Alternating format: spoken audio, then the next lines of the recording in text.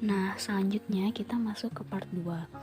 Di sini saya akan melanjutkan mengenai asas yang pertama at-tadrij fit tasyri', yang kedua masolihun lil ammah, dan yang ketiga tahqiqul adalah. Baik, yang pertama ada at-tadrij fit tasyri' atau bertahap dalam menetapkan hukum.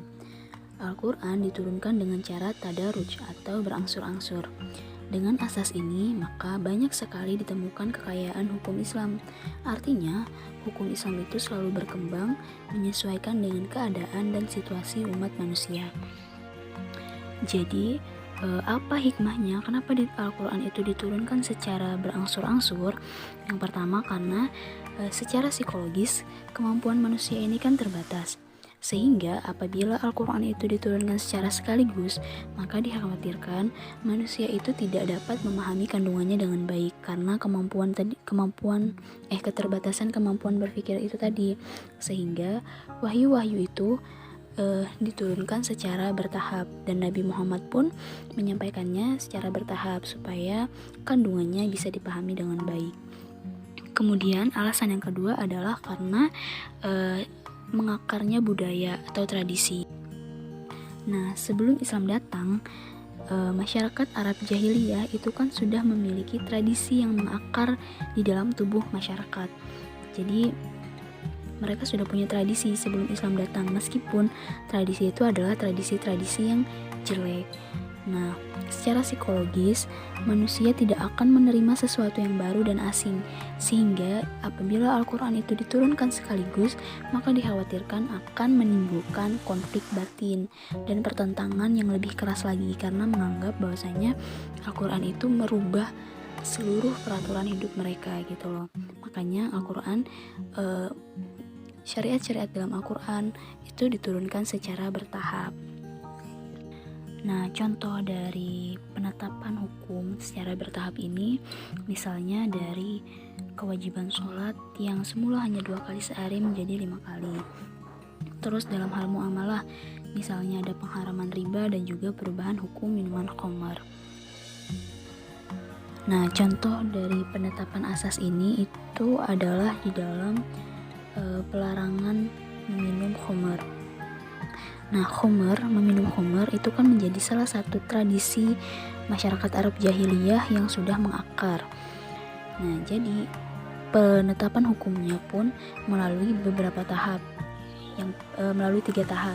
Yang pertama, khamar itu tidak dilarang, hanya saja disebutkan bahwa khamar itu mengandung lebih banyak mudaratnya daripada manfaat. Seperti yang dijelaskan dalam potongan Quran surah Al-Baqarah ayat 219 yang berbunyi, A'udzubillahi minasyaitonirrajim, Bismillahirrahmanirrahim, Yas'alunaka 'anil khamri wal maisir, qul fihima ismun kabirun wa manafi'u lin-nasi wa ismuhuma akbaru min naf'ihima, ila akhirih. Yang artinya, mereka bertanya kepadamu tentang khamar dan judi. Katakanlah, pada keduanya terdapat dosa yang besar dan beberapa manfaat bagi manusia. Akan tetapi dosa keduanya lebih besar daripada manfaatnya. Nah, jadi pada tahap pertama itu tidak ada pelarangan dalam meminum khamar, hanya disebutkan mudaratnya lebih besar. Terus yang kedua adalah adanya larangan meminum khamar ketika hendak sholat. Jadi tadi kan belum ada larangan sama sekali, kemudian muncullah larangan temporal atau larangan pada waktu-waktu tertentu, yaitu ketika hendak melaksanakan sholat, seperti yang disebutkan dalam potongan Quran surah An-Nisa ayat 43 yang berbunyi, Bismillahirrahmanirrahim, Ya ayyuhalladzina amanu la taqrabus sholata wa antum sukara hatta ta'lamu ma taqulun. Yang artinya, hai orang-orang yang beriman, janganlah kamu sholat sedang kamu dalam keadaan mabuk, sehingga kamu mengerti apa yang kamu ucapkan. Nah, ayat ini itu turun berkenaan dengan kejadian ketika Ibnu Auf dan Anas sedang meminum khamar bersama orang-orang banyak. Kemudian mereka melaksanakan sholat dan imamnya salah membaca surah karena dalam keadaan mabuk. Jadi oleh sebab itulah maka muncul adanya pelarangan khamar ketika hendak melaksanakan sholat. Terus pada tahap yang ketiga adalah pengharaman khamar secara keseluruhan. Seperti yang disebutkan dalam Quran surah Al-Maidah ayat 90. Bismillahirrahmanirrahim. Ya ayyuhalladzina amanu innamal khamru wal maisiru wal ansabu wal azlamu rijsum min amali syaitan fajtanibuhu la'allakum tuflihun. Yang artinya, hai orang-orang yang beriman, sesungguhnya meminum khamar, berjudi, berkorban untuk berhala, mengundi nasib dengan panah adalah perbuatan keji termasuk perbuatan syaitan. Maka jauhilah perbuatan-perbuatan itu agar kamu mendapatkan keberuntungan. Nah, asbabun nuzul dari ayat ini adalah berkaitan dengan peristiwa ketika Sa'ad bin Abi Waqqas itu sedang meminum khamar bersama beberapa sahabat Ansor. Kemudian dalam keadaan mabuk, yaitu bersenandung-senandung, bersyair-syair. Nah, yang isi syairnya itu adalah menyinggung perasaan kaum Ansor, sehingga terjadilah pertikaian. Nah, kemudian berita ini sampailah kepada Rasulullah, sehingga beliau kemudian berdoa, ya Tuhan kami, jelaskanlah khamar kepada kami dengan penjelasan yang menyembuhkan. Maka turunlah ayat ini yang mengharamkan khamar secara keseluruhan. Jadi bertahap pengharaman khamar itu. Selanjutnya adalah masolihun lil ammah, seiring dengan kemaslahatan umat manusia. Ibnu Qayyim menyebutkan bahwa sesungguhnya syariat Islam dibangun dan asas-asasnya di atas hikmah-hikmah kemaslahatan hamba dalam kehidupan dunia dan kehidupan akhirat. Tujuan syariat Islam adalah mewujudkan kemaslahatan individu dan masyarakat. Nah, berdasarkan pendapat di atas, maka dapat kita simpulkan bahwasanya memang pada dasarnya hukum-hukum Islam itu selalu ditetapkan atas kepentingan umat dan menghendaki adanya kemaslahatan bagi umat. Nah, contoh dari adanya kemaslahatan ini adalah dengan bukti bahwa di beberapa ayat Al-Quran itu terdapat ayat-ayat yang dinasak atau digantikan karena ada yang lebih baik lagi dan sesuai dengan kondisi umat pada saat itu. Sebagaimana yang disebutkan dalam Quran surah Al-Baqarah ayat 106, yang artinya, ayat mana saja yang kami nasakkan atau kami jadikan manusia lupa kepadanya, kami datangkan yang lebih baik daripadanya atau yang sebanding dengannya. Tidakkah kamu mengetahui bahwa sesungguhnya Allah Maha Kuasa atas segala sesuatu? Contoh penerapannya adalah perpindahan kiblat yang berada di Baitul Maqdis yang selama 16 bulan kemudian dipindahkan lagi ke Baitullah Mekah. Kenapa dipindahkan? Karena agar umat muslim itu tidak terkesan seperti mengikuti kaum Yahudi gitu.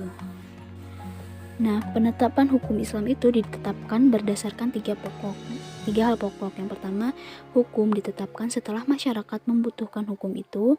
Yang kedua adalah hukum-hukum ditetapkan oleh suatu kekuasaan yang berhak menetapkan hukum.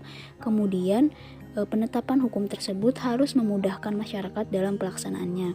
Yang ketiga adalah hukum-hukum ditetapkan menurut kadar kebutuhan masyarakat. Selanjutnya adalah tahqiqul adalah. Tahqiqul adalah berarti menciptakan atau mewujudkan keadilan. Hukum-hukum Islam ditetapkan berdasarkan keadilan di dalamnya, sehingga tidak ada orang yang dikecewakan, tersingkirkan karena masing-masing pihak berada dalam win-win solution, artinya mendapatkan yang seharusnya. Nah, jadi berdasarkan penjelasan itu, maka hukum-hukum Islam itu sejatinya sudah ditetapkan berdasarkan asas keadilan, artinya menempatkan sesuatu kepada tempatnya. Jadi sudah ada takarannya masing-masing gitu loh, sehingga memang tidak ada hukum Islam yang dianggap sebagai ketidakadilan atau berat sebelah. Nah, salah satu contoh penerapan hukum Islam dengan asas keadilan ini adalah adanya hukum berpoligami seperti yang disebutkan dalam Quran surah An-Nisa ayat 3. Bismillahirrahmanirrahim. Wa in khiftum alla tuqsitu fil yatama fanqihu ma taba lakum minan nisa'i mathna wa thulatha wa ruba'a. Fa in khiftum alla ta'dilu fawahidatan aw ma malakat aymanukum. Dzalika adna alla ta'ulun. Yang artinya, dan jika kamu tidak akan dapat berlaku adil terhadap hak-hak perempuan yang yatim bila mana kamu mengawininya, maka kawinilah wanita-wanita lain yang kamu senangi, 2, 3, atau 4. Kemudian jika kamu tidak akan dapat berlaku adil, maka kawinilah seorang saja, atau budak-budak yang kamu miliki. Yang demikian itu adalah lebih dekat kepada tidak berbuat aniaya. Nah, jadi, meskipun di dalam Quran Surah An-Nisa ayat 3 ini dijelaskan kebolehan untuk berpoligami, tapi di situ juga disebutkan berpoligami dibolehkan dengan syarat yang berpoligami harus berlaku adil, sehingga apabila memang dia tidak bisa berlaku adil dan dikhawatirkan akan menimbulkan masalah, maka dalam logika hukum Islam hal ini sebaiknya tidak diperbolehkan atau dihindari. Nah, sekedar informasi tambahan untuk teman-teman, kan di makalah itu disebutkan ya asas-asas bahwa ada banyak sekali asas-asas yang mendasari penetapan hukum Islam ini. Akan tetapi yang paling utama adalah kelima hal yang sudah kami jelaskan. Nah, seperti yang disebutkan di dalam buku Hikmatut Tasyri' wa Hikmatut Syar'i, Filsafat Hukum Islam karangan dosen UIN Malang, yaitu Dr. Muhammad Fahim Toraba. Di situ dijelaskan ada 12 prinsip. Selain yang kelima itu tadi, ada mendahulukan nalar daripada makna zahir syara ketika berlawanan, kemudian ada membolehkan atau tidak melarang memakai keindahan. Yang kedelapan, ada menetapkan sebuah hukum menurut adat. Kemudian yang kesembilan, ada kewajiban mengikuti perkataan-perkataan Rasul yang bernilai syariah, sedangkan perkataan-perkataan yang berkenaan dengan dunia dan itu dengan jalan ijtihad maka tidak wajib diikuti. Terus yang ke-10 ada asas tiap-tiap orang bertanggung jawab pada dosanya.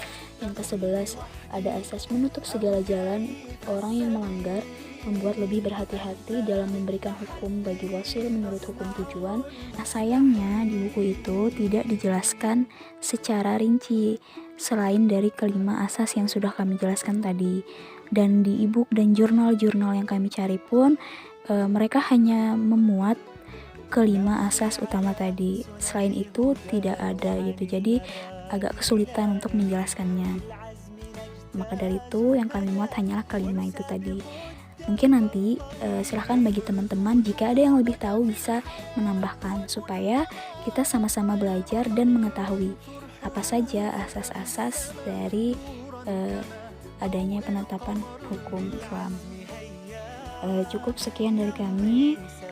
Kami mohon maaf apabila terdapat kesalahan dan kekurangan dalam penyampaian materi pada pagi hari ini. Terima kasih atas segala perhatiannya. Wassalamualaikum warahmatullahi wabarakatuh.